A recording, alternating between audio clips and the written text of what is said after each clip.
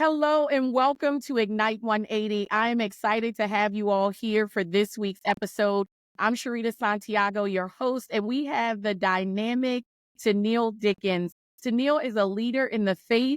She is a coach and she knows exactly what it means to walk in your purpose. Tennille is the founder of the One Woman Movement, and I'm excited to have a conversation on today around what it means to step into your greatness and walk in your destiny. So Tennille, how are you on today? I am doing good. I'm excited to be here. I'm excited to just have this conversation with you. I know your heart is for leaders. So it's an honor to be here, and it's an honor to be invited by you to be just here to share my heart and share what I know to help your audience.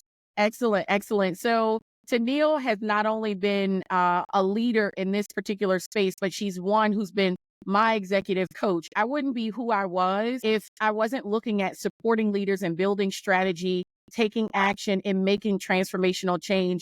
And that's what it is that she does. That's what she's all about. So without further ado, we're going to go ahead and jump into our line of questioning. So because today, Tennille, we're going to be talking about stepping boldly into greatness and walking in our destiny. What I'd like to do at the beginning of this conversation is really unpack what that looks like.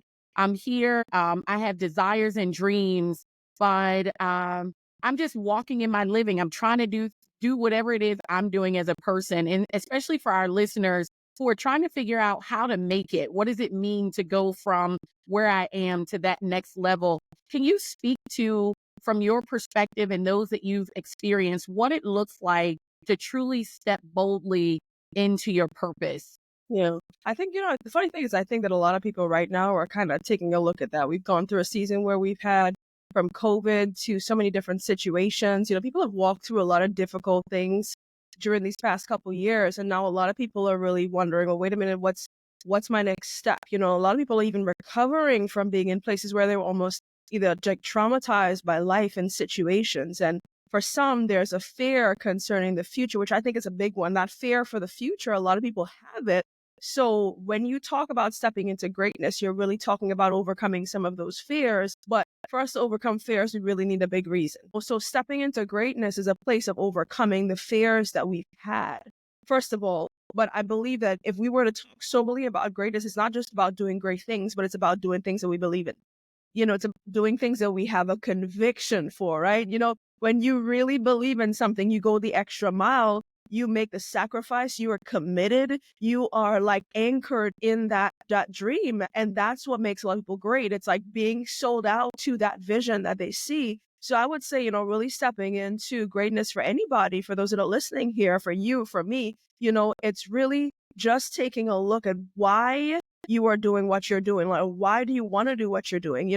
That helps anchor you, and getting a deep sense of your why, a deep sense of, why am I doing this? Is this what I'm supposed to be doing in the first place?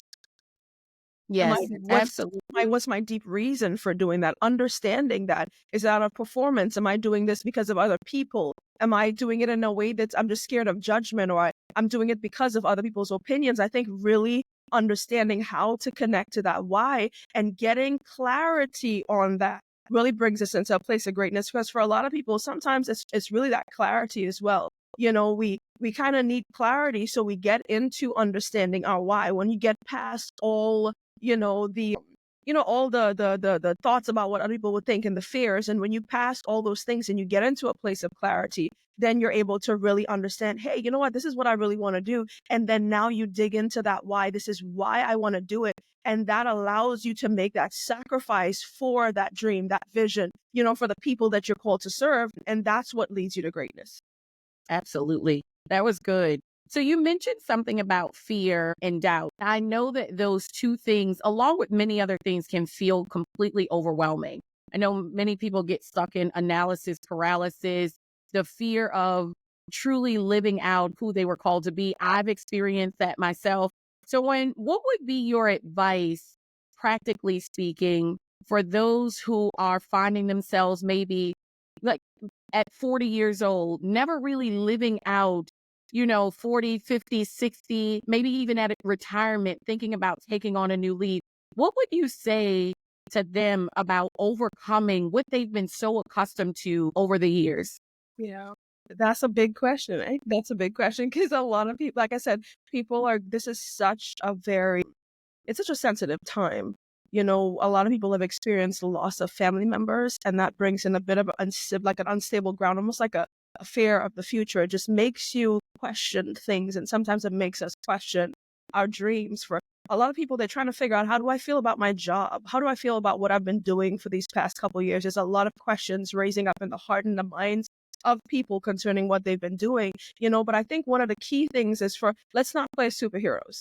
Even though we can be heroes, I know we can be heroes. Let's acknowledge that we are feeling afraid. I think that's the first step, because there are times where we want to be such superheroes that we don't even acknowledge that we are afraid. And not just that, beyond that, we don't acknowledge why we're afraid. So it's acknowledging, and saying, wait a minute, I feel afraid. I feel afraid of the future. I feel fearful concerning what's going to happen with my job, my business. I feel fearful to step out. I'm not too sure. I want, stability, security, whatever is the reason, that we need to acknowledge that fear. And once we acknowledge that fear, like telling ourselves the truth, telling Mm, ourselves the real truth, and then you're like, okay, this is what I feel fear for. This is why my kids. This is why, like, there's a reason why you're feeling fear. We're sensible people. So when fear comes in, most times, if it's reasonable fear, it's for a reason. It's for a deep rooted reason. And we're human beings. So we yes. have to acknowledge our humanity in the midst of it and really understand that, hey, we're going to feel fear sometimes. But in the midst of it, there's hope for the future. I love, yeah, the concept of hope. And Mhm. sometimes I balance like thinking about from a person perspective, right? Like, so thinking about purpose, I believe in the deepest part of me that all of us have a unique design in the earth, that we're all designed to do our own creative and unique thing. And in a couple of episodes, we'll be talking about shame and the things that we experience in the formative years of our lives, right? That in the subconscious part of ourselves that is used to help keep us safe and to protect us, that the thing that we're doing, I often, when I go out and do trainings, I describe it as the little Sharita is stopping me, the big Sharita, from doing certain things. She's like, no way, buddy, we're not going over there. That's familiar. And we're not letting those people play in our face. So I find myself not only in the fear space of doing it, but moving with my subconscious, and it has blocked me from moving faster in the way that God has designed me to. And I like to equate the subconscious to soul. And for those who aren't believers, it's just the subconscious. But can you speak to that soul work, that healing and mending? Because I think that's your superpower, is helping, like, especially when I've heard the calls and seen you in action, it's the helping women move from the state where the subconscious is so bound, the soul is so broken that they're unable to truly walk in that hope, in that promise. Can you tell us about that part? Just talk a little bit about how to recover from that broken place. Yeah, the thing is, we all have a past. And a lot of times, like I tell people, you take who you are wherever you go. Who you are, you take it to your meetings, you take it to, you're visiting with your family, you take it to holiday, you take it everywhere, you vacation with it. You take who you are wherever you go. Who we are, whether we have hurts or insecurities or fears, or we're like bold as a lion, or, whatever it is, all of it we're taking. But what we don't recognize is not just who we are, but you have not changed bodies since you were a child to now. So all of that from the past, the childhood foundational beliefs, we're carrying it all the way through. And sometimes what happens is that the things that happen to us as children, the way even our families think, some of us are adults and we have amazing opportunities. We have things that we see as possibilities, but we are carrying along some of the baggage of that thinking that does not apply to our current season. Mm. So what happens is our mindset, our true child's mindset, we have to sometimes say, you know what, I am not a child anymore. I am not there anymore. And we have to acknowledge the mindsets that are no longer serving us. We have to those places in our soul, your mind, your will, and your emotions, and look at it and say, well, wait a minute now, emotionally, am I where I need to be right now? in terms of these choices, in terms of where I am at in my career or my relationship, or, in my the business I want to start, or my friendships or whatever. It's like, am I in your mind, in your will, in your emotions, like in our minds, our belief systems, our value systems, going through those things, we may not be able to sift through everything. But it's like the wind. When it blows, the evidence of it is in the trees moving. So our value systems, when things happen, we know what we value, right? We Oh, see the evidence of absolutely. that moving in our lives in terms of our choices, in terms of, even our decisions that whether it's fruitful or not fruitful, it's just what we do. So what we do, there's a fruit, there's an impact from that. And a lot of us, a lot of times, to be able to move past those places, we have to think differently. We have to see things differently. We have to see life differently. Sometimes if you're standing, you have, for instance, you could be there's two people on a cell phone, for instance, two people on a cell phone, right? And you're on one side of the building, you're supposed to meet each other, another person's on the other side of the building. You're like, but I'm here, but I'm here.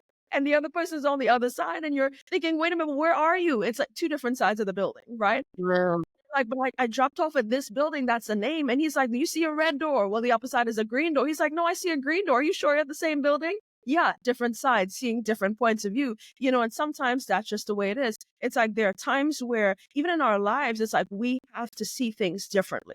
We have to choose to see the same experience, and we have to reframe it to serve where we are going at this point in time, because I don't believe anything is wasted in our life. We learn a lot of different things. We go through hard things, we go through things that are easier, tough things, but everything through our life is not wasted. It gives us experience and knowledge in something to help serve someone, and even to help us just see things differently. So I think it's a choice to reframe the things that are keeping us stuck.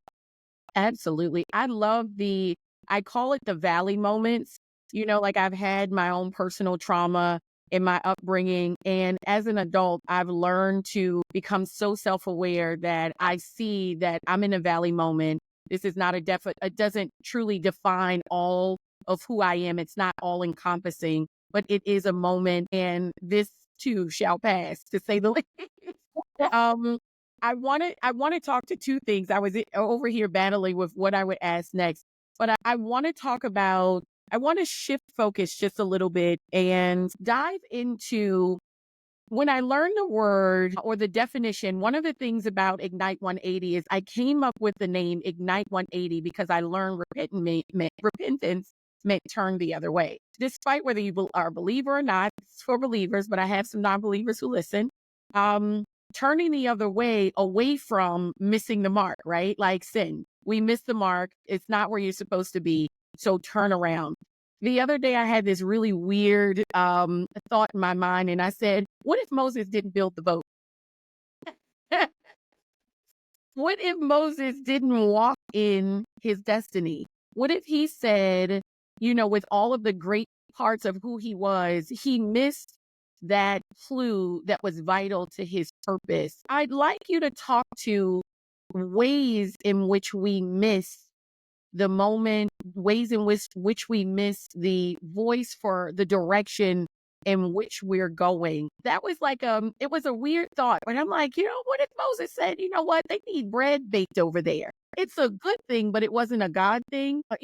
Or they need their houses cleaned up. Let's go over here, honey, and clean their houses. Let's take the boys and not build the boat. What would that look like? Would we have ever had the promise? Maybe, but can you speak a little bit to what happens when we miss the mark, Yeah, I understand. That's a tough one. And it's tough because that feels so many different ways to a lot of people, I think. And it's based on what stage of their life they're in. So if feel like you missed the mark and you're 20 years old, that's different than when you missed the mark and you're 60. That's a whole different story, right? So it's like a different feeling at a different stage in your life, But I think one of the key things is this, one thing I believe is that we all make mistakes. We all make mistakes. I don't think there's anybody that can say that they have not made a mistake, that everything has gone perfectly. I made all the right choices. That never happened. Nobody said that, right? Nobody ever said I made all the right choices, right? But what we do know is that, if you're alive, there's a chance to turn something around. Even if you feel like you have little time, even if you feel like, wait a minute, I wasted maybe 20 years, 30 years, that's a long period of time. But nevertheless, if you're there are people that have succeeded way later in their life. And what they did, they looked at the lessons that they learned. They gathered the lessons. So there were things that were later in their life that they were more wise about. They were actually able to make better quality decisions later on in their life because they made a couple bad decisions. The I would say the fruit from it, good fruit this time, was the fact that they were able to learn from those things, make better decisions, make better quality decisions, understand like, wait a minute, when I did this bad thing happened, or when I did that, this was not wise. So now this is a better way to look at it. They had new perspective, and that's why sometimes, the Bible says that I call the young because they have zeal, but the older people because they know the way, they got wisdom. So for some of us, we learn wisdom by really making a lot of mistakes. Sometimes we have a track record of making mistakes. But I think one of the key things is trusting the process. Because there are times where, patience has to work in you when it comes to your purpose. There are times where for me and for other people, it's like we feel like, well, wait a minute, I should have done this by now. I should have been here by now. I should have pressed ahead. I made too many mistakes. I could have made that choice. All those things are not relevant in terms of where you are. And I think to really get up from where you are, if you look back, that's going to be real disheartening. You can be aware that maybe I did make a mistake. Maybe I should move faster. Maybe I shouldn't have listened to what somebody said and I should have made a better choice. Maybe all these maybes, but that's not profitable in terms of you getting up to go where you have to go to. So I think what it is, it's really figuring out how do I manage my thoughts at this point in time and figure out what is the best quality thing to be thinking right now so that I can move forward. And what do I need to mine from my past to learn in terms of my future, future decisions concerning career, concerning your business, concerning whatever it is, you're looking at. What do I need to mine as a lesson to apply to now that's going to make me make a higher quality decision moving forward? I think that's the thing. So trusting the process, because a lot of times we look at social media, we look at, people around about us, and people compare themselves to other people, and we have this idealistic way that things function. And I think part of that is that we need to understand that every individual person has a unique blueprint for their life. My life cannot be compared to yours to somebody else's. No matter who you look at, no matter how great their life is or how great you think their life is, they have a unique path to walk out. So to compare is not wise. Comparing that is not wise at all. So I think it's like breaking down the idealistic version of life, because even when you look back to history and the lives of people that have done really, really great things, you see that their life was not a straight line. It was not linear. There was not, all this bed of roses. And it was not just that they made all these great decisions along the way. Some people stumble upon the thing that was destiny. Some people, they went through a process where they felt like they were failing, and their failure and the depth of what it worked inside of them, in the midst of them messing up and having to learn and, it worked something in them that was what was necessary for them to make the discovery that they did. So I think it's really not looking at life linear, because when we get there, it's like we don't have a growth mindset.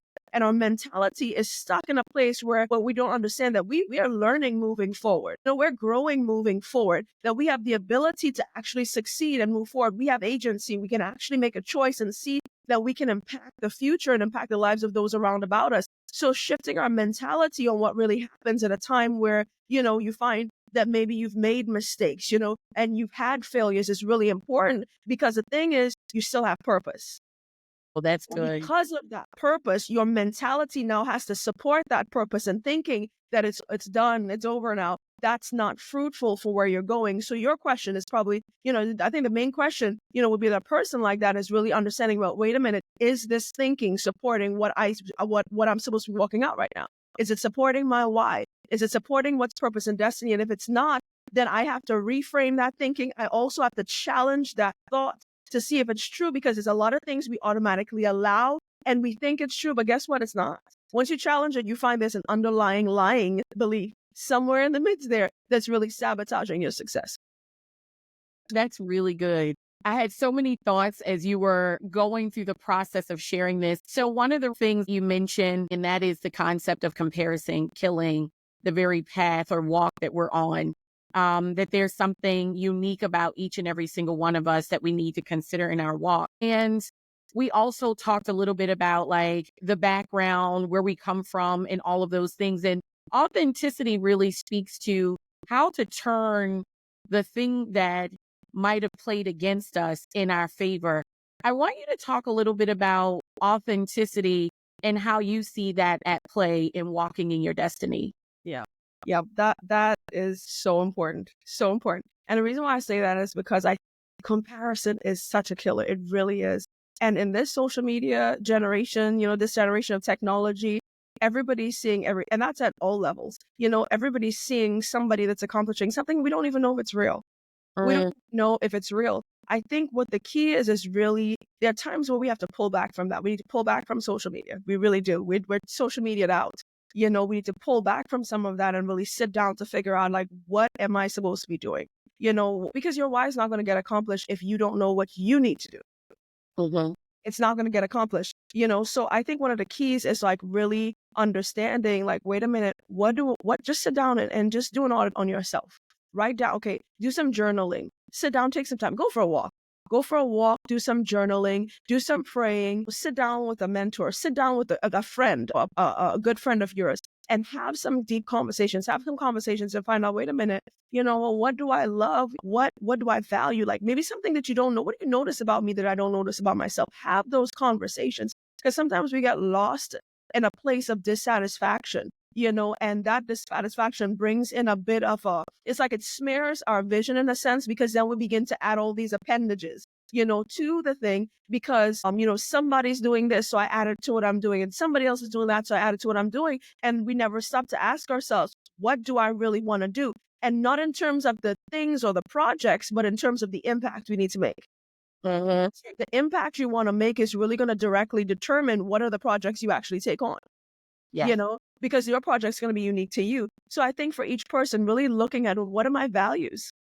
yes. What do I love? What am I passionate about? What am I concerned about? What really gets me fired up? What makes me angry? What makes me happy? What makes me cry? I think it's something that's really important. But I think the other part is sitting back and really being grateful. Sit down and think about, wait a minute, what can I be grateful about? What can I be thankful for? What just swooped past me there that actually was a great thing, and I didn't pay attention to it because I was so busy trying to look at the next shiny object, in a sense, in my life, to pursue it, right? So I think, really looking at authenticity really means that, well, I believe for the believer, it's really finding yourself in God and understanding who you were made to be. And I believe we find ourselves in God. But I think the other part to it is like, sit down and journal, get rid of the noise. Get rid of all the extra stuff.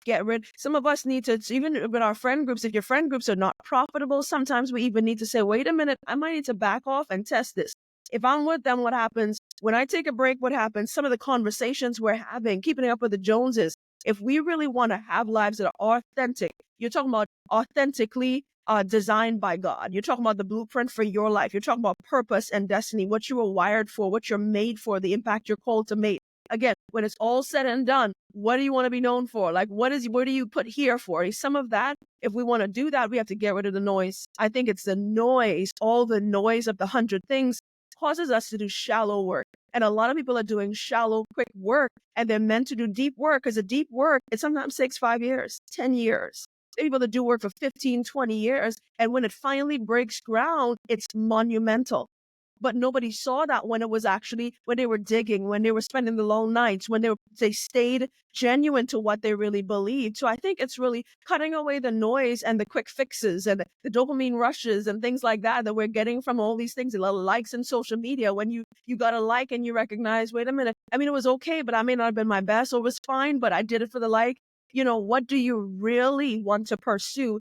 And let's cut out, like I said, that rush or that false validation, in a sense, that comes from some things on social media, and really get back to the brass tacks of it. What impact do we really want to make? What do we want to be known for? What do we get likes for it on?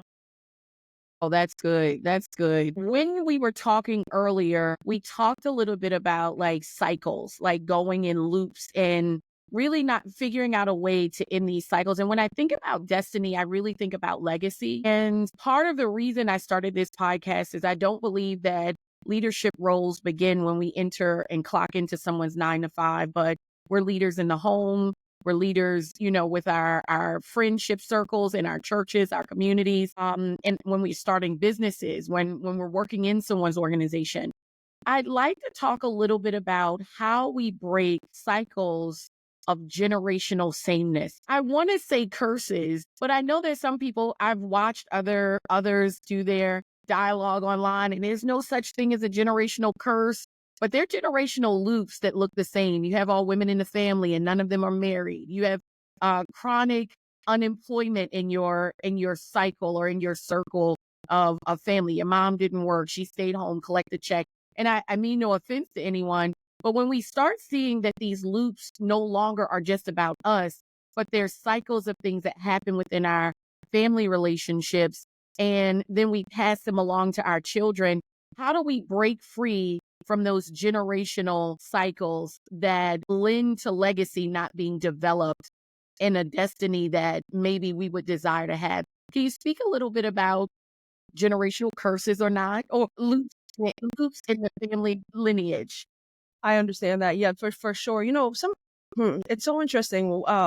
Because if, say for instance, if you wanted to set up, you wanted to have a mentality, have your a system put into a place, right? You come in, you establish, certain thought process. You sell the vision, you sell the thing that you want to propagate, whatever that mentality is, whatever that goal is that you're trying to, then you set up a system that supports that, so it keeps propagating itself, right? It keeps propagating itself. And I think what has happened is that a lot of times, what we see as generational curses is there are mentalities, there are generational curses, there are demonic spirits. I'm just saying, for all you on here, I'm not trying to spook you out, but at the same time, this is the reality on ground. There are things that support systems in our lives throughout generations. You're dealing with, you find some generations have teenage pregnancies, some generations deal with poverty. So there's so many different things. People start businesses, everybody starts it and nothing really happens. There's so many different things that happen throughout different family lines. And I've dealt with clients too, that deal with that. And I think, one, I believe prayer. I believe in the power of prayer and really praying,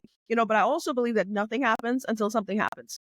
Yes. And that means that if 1+1 is equaling 2 and 2 is all you're getting, you might need to do 1+2 and to get a different result. The equation has to change. If we do the same thing the same way, if we're connected to the same people, if we are in the same environments, if we are carrying the same thought processes, if we're doing the things the same way, guess what? We get the same result. And that's for everybody in whatever area of life that you're operating in. For all of us, there are areas of our life where we have to think differently, things differently. And it's understanding that you're trying to just to think about, well, what thought process is propagating that?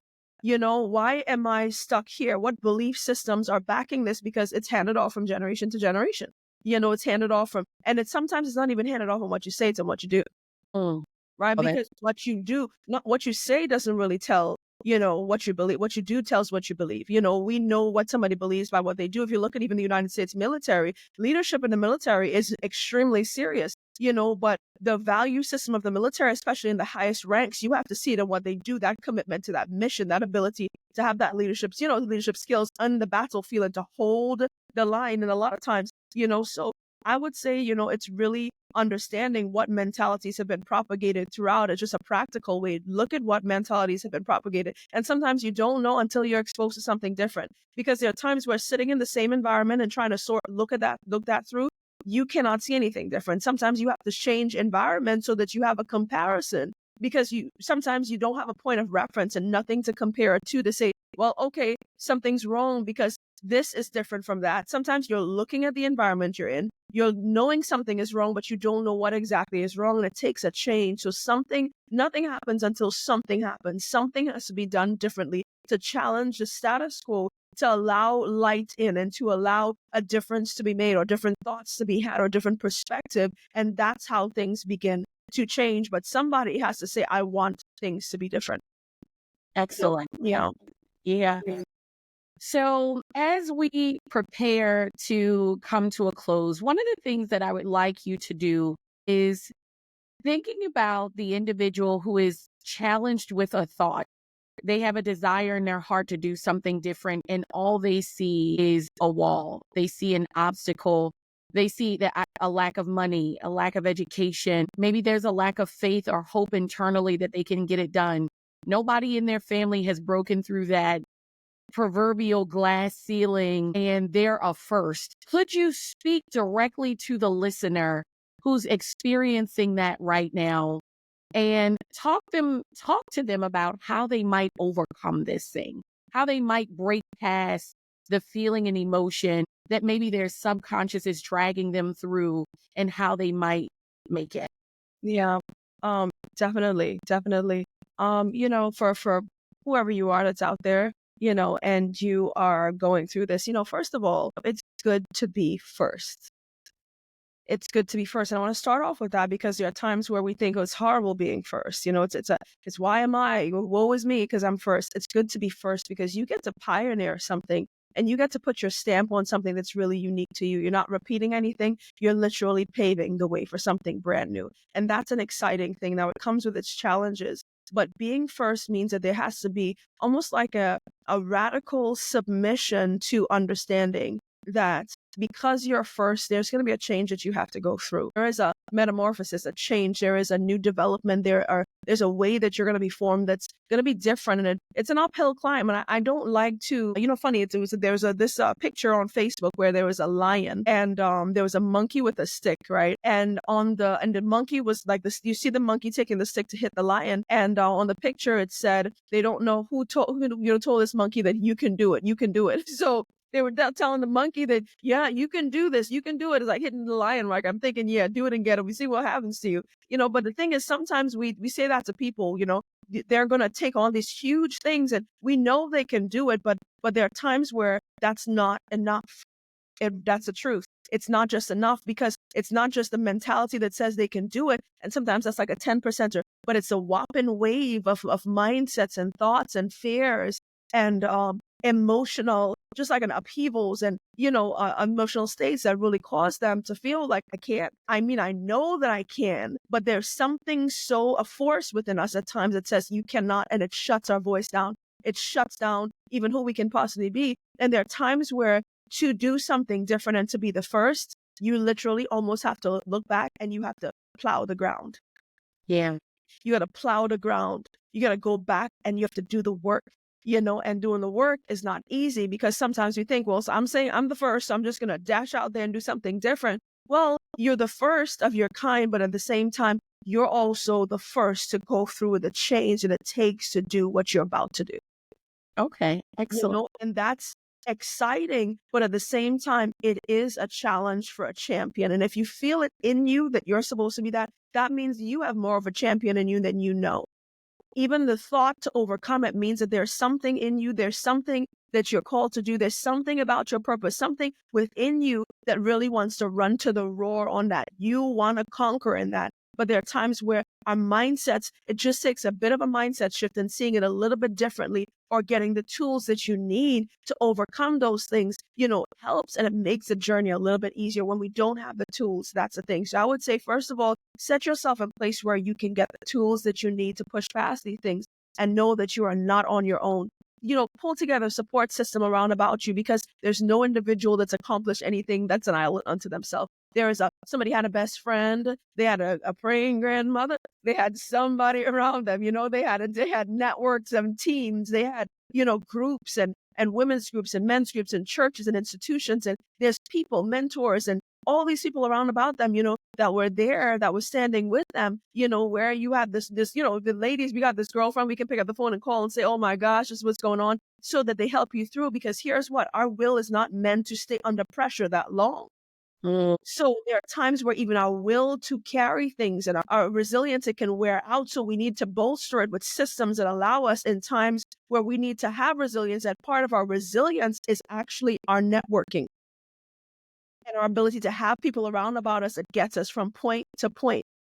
So I would just encourage the individual it's going to be a process, but it's a process that's worth walking through because the outcome of it is going to be so satisfying. It's just, you got to commit to what you're supposed to do or what you're called to do. The blueprint is yours for what you want to pioneer, but it's saying yes to the process and then having the systems in place that allows you to go through that process, to go through a change and to see yourself succeed in the midst of it.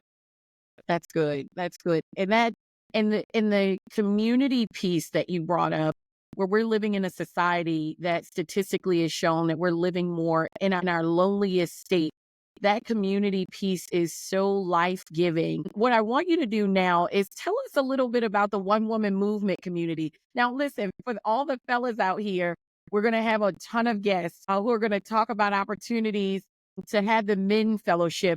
But the One Woman Movement is a community. Can you speak to that and tell us a little more about how we might get connected for listeners who are interested and connecting with that community, how might they find you?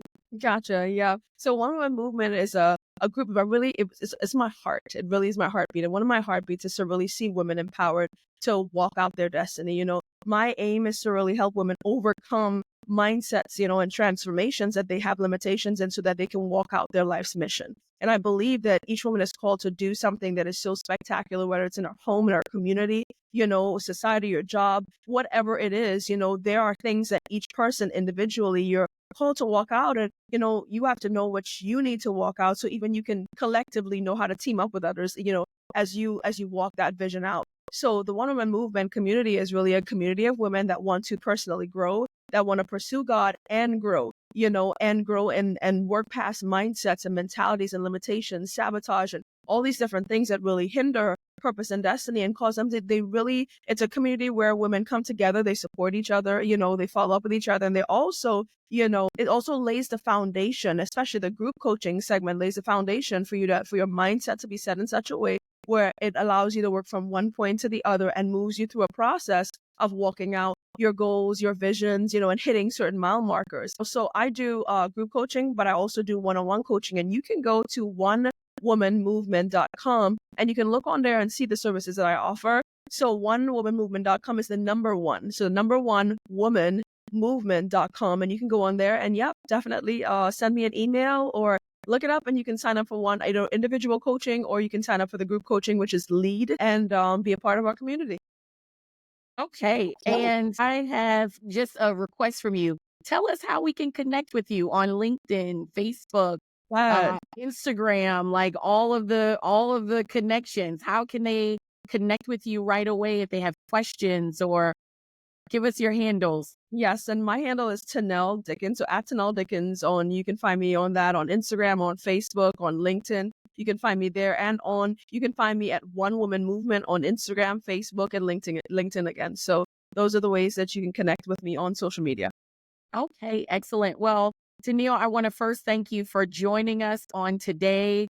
This was a dynamic conversation on walking in greatness and moving toward your destiny. This was a conversation I think worth having, and one absolutely needed at the start of this year. It was a pleasure, and I thank you. Do you have any final words as we prepare to wrap up? No, just thank you. I love this conversation. I enjoyed it, and I hope we can have more. Absolutely. All right. Well, thank you so much Thank again for joining us.